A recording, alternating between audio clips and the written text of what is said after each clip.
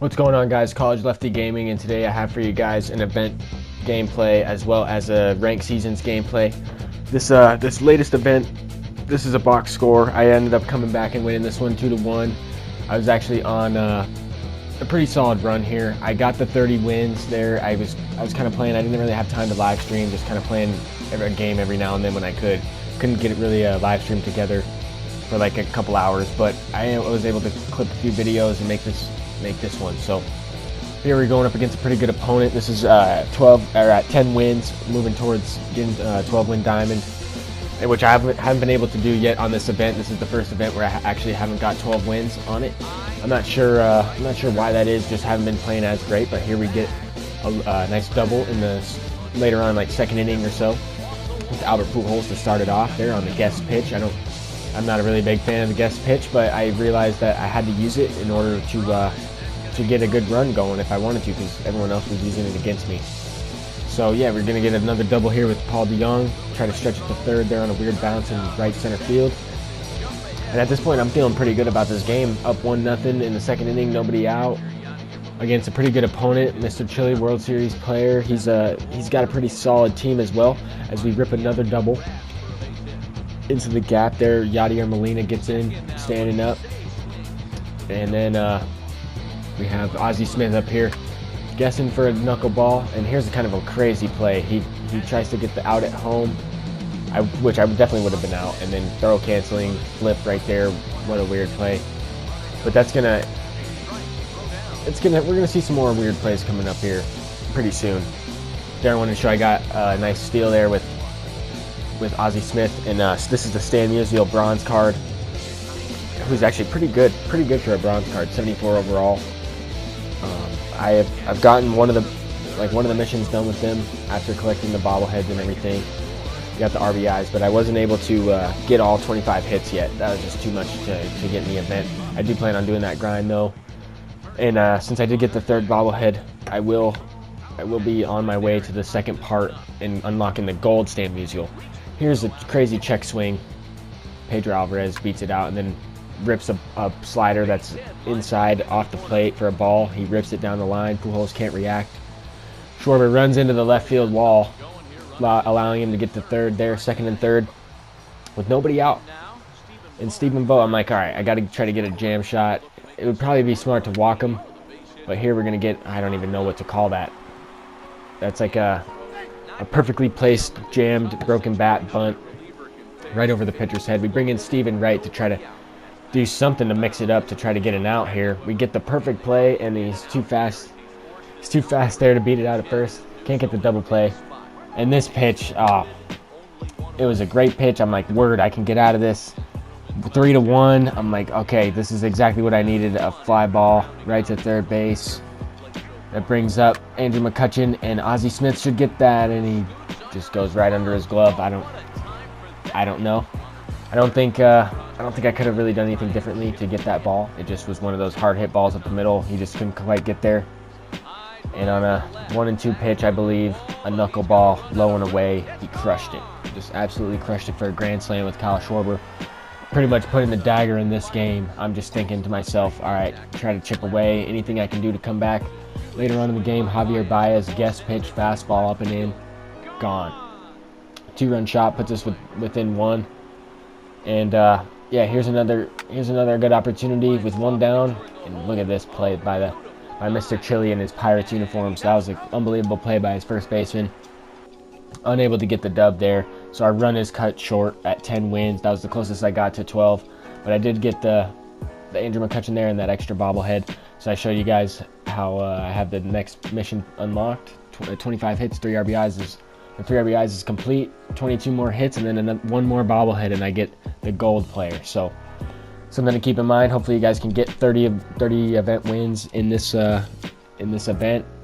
I'm kind of showing you guys my ranked seasons team here. As I was about to set up a game, I wanted to make sure that I had the right guys in there that I wanted to use. And we're going up against Jay Thomp, 22. He's got a pretty good diamond team with Gary Sanchez. Might as well be a diamond, if not an immortal, because he seems to do some damage against me every time I face him. He also has immortal Joey Gallo in his lineup. So he has all diamonds pretty much, and we also have all diamonds. He's got a pretty decent record. 85 and 76 is good. Anything over 500 is pretty good in this game, especially if you play that many games. It seems like those players, anytime you play guys with like over 100 something games already in this year's game, they're all pretty good players. So that's kind of what I've noticed. But here we take the first at bat, Matt Kemp. We go deep with him. Good way to start it off. Here's the creative player at second base, and he's ripping one the other way. Line drive, power swung on both of those swings right there to get the base hit. Squared it up perfectly there in the feedback. Later on in the at bat for Mike Trout, I thought I crushed that one. I thought that was a no doubt home run. Just started taking off, and I mean, that's Mike Trout. I figured that ball's definitely gone, and it turns into a double play. So that's how the first inning goes here. I thought I squared that one up pretty decent, but Bryce Harper just got a little under it there, and that's gonna do it. We just get that one run to lead off the game with Matt Kemp, who's a savage. I know a lot of people. I've been getting a few messages lately about my Conquest Extreme videos and my step-by-step how to complete Conquest Extreme, and I know a lot of people, like, if you're a casual player and haven't been playing, now would be a time where a lot of those people are completing it. So I understand, like 2 months into the game cycle, how that's where people are at right now, and hopefully those videos do help those that are there.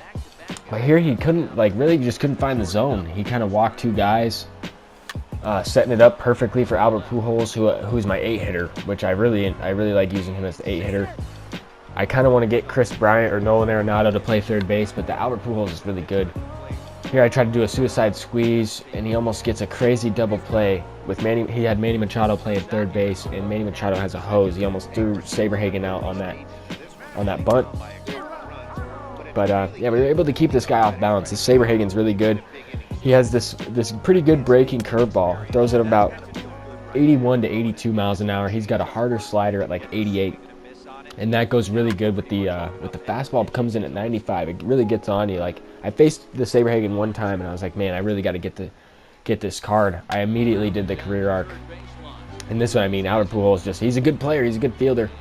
Just some of this reaction, like the reaction's what gets him. Like, he's still pretty decent, and KB's not that much better. But here, the creative player at second base, just unbelievable. Probably saved the run there, in all honesty, because if that guy gets on, it's first and second with nobody out. That could have saved multiple runs. And it actually turns out to affect the entire inning because of this play right here. Victor Martinez behind the dish blocks that ball. I went to throw it to second, so he squared up to throw it to second, and it looked like that's why he went to third. Just kind of got lucky there with the buttons that I pressed and was able to get out of the inning.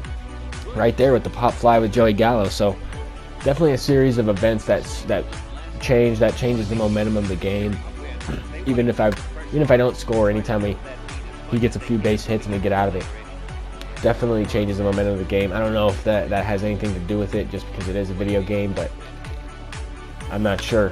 From what I've noticed, though, it seems like anytime I get thrown out or do something stupid on the bases, it seems like I give up runs right the next inning like that, whether that's versus the computer or somebody else. There, his pitcher, Corey Kluber, rips one past Billy Williams there at first base, setting up a great inning for him. And luckily, he just hits this changeup that was inside.